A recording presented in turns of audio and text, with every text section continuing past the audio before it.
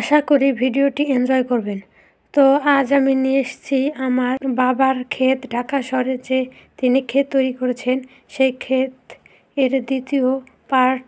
এখানে আমি আপনাদের দেখাবো কিভাবে আমার আব্বা এইগুলো চাষ করে এবং কি কি চাষ করে সেই গাছগুলো আমি মূলত আপনাদের দেখাতে চাচ্ছি। তো প্রথমেই আমি আপনাদের দেখাচ্ছি পেঁপে গাছ, বা গ্রাম বাংলায় আমরা বলি পাইপে গাছ। এইটি এখনও ছোট আছে, এই গাছ অনেক বড় হবে। এরপরে একটা পেলাম ছোট্ট পুঁইশাক গাছ। এই পুঁইশাক গাছটি বড় হয়ে এই জানলায় উঠবে, তখন অনেক পাতা হবে এবং ফল হবে। এরপরে পেলাম একটি ধুন্দুল গাছ। এটা প্রথমে আমি জানতাম না, পরে আমার আব্বার কাছ থেকে জেনে তারপর আপনাদের বললাম। তো ঘুরে ঘুরে দেখার পর দেখলাম হঠাৎ করে একটা বড় লাউ। এই লাউটি ধরেছে বিক্রি করার জন্য, আব্বা নিশ্চয়ই এটা পরে বিক্রি করে দেবে। ঘুরে ঘুরে দেখার পর পেলাম একটা ছোট পুঁই গাছ, যেই পুঁই গাছে অলরেডি 3-4টা ফল চলে এসছে। দেখতে কত সুন্দর লাগছে দেখুন। তো এরপরে দেখলাম একটা ডাঁটা গাছ। এই ডাঁটা গাছের পাতাও খাওয়া যায়, এর ডাঁটি দিয়ে নানা রকম পদের তরকারি রান্না করা যায়। এই ডাঁটা দিয়ে আমার সেক্সি রান্না খেতে দারুণ লাগে। আপনাদের কেমন লাগে তা অবশ্যই কমেন্টে বলবেন। এরপরে আরও দেখছিলাম যে আর কোনো গাছ আছে নাকি। এই তো আর একটা ডাঁটা গাছ।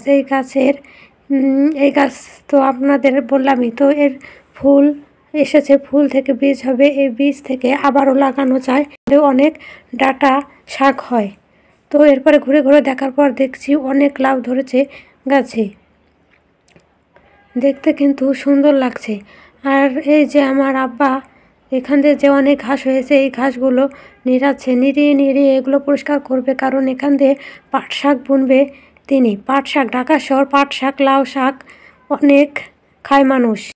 তো হঠাৎ করে চোখে পড়লো এ তো ডিম, কোয়েল পাখির ডিম। ডিম দেখতে কিন্তু দারুণ লাগছে, কিন্তু বন্ধুরা এটা আসলে ডিম নয়, এটা আসলে ঢাকা শহরে অনেক ময়লা আবর্জনা ফেলা হয়, তার ভিতরকার কোনো একটা কোম্পানির ফোম, যার অনেকটাই ডিমের মতো দেখতে লাগছে। আমি তো সত্যি প্রথমে ডিম ভেবেছিলাম। এরপরে দেখতে পেলাম একটা লাল শাক। লাল শাক প্রথমে আমার আব্বা বুনেছিল, কিন্তু সেগুলো সিজন টাইম শেষ হয়ে গেছে বলে লাল শাক আর পাইনি। একটা পেয়েছি, দেখুন বন্ধুরা, লাল টকটকা, আল্লাহর কত রেহমত। এরপরে এর পাশে পেলাম একটা পালং শাক গাছ। আমার আব্বা আজকেই পালং শাক সব তুলে ফেলেছে, এগুলো রান্না করব অন্য একটি ভিডিওতে, আপনাদের অবশ্যই দেখাবো। তো এই পালং শাক খেতে আমার কাছে দারুণ লাগে, এর মধ্যে অনেক পুষ্টি গুণাগুণ আছে। আমরা যদি কোনো কিছু ভুলে যেতাম তাহলে বড়রা বলে দিত বেশি করে পালং শাক খাবি, কারণ এগুলো স্মৃতিশক্তি বাড়ায়। এই গাছটির এখন ফুল চলে এসেছে, বয়স হয়ে গেছে বোঝাই যাচ্ছে। তো বন্ধুরা ভিডিওটি কেমন হলো তা অবশ্যই কমেন্টে জানিও এবং আমাকে সাপোর্ট করো আরও নতুন এরকম ভিডিও পাওয়ার জন্য। তো আজ এই পর্যন্তই, সবাই ভালো থাকবেন, সুস্থ থাকবেন, আল্লাহ হাফেজ।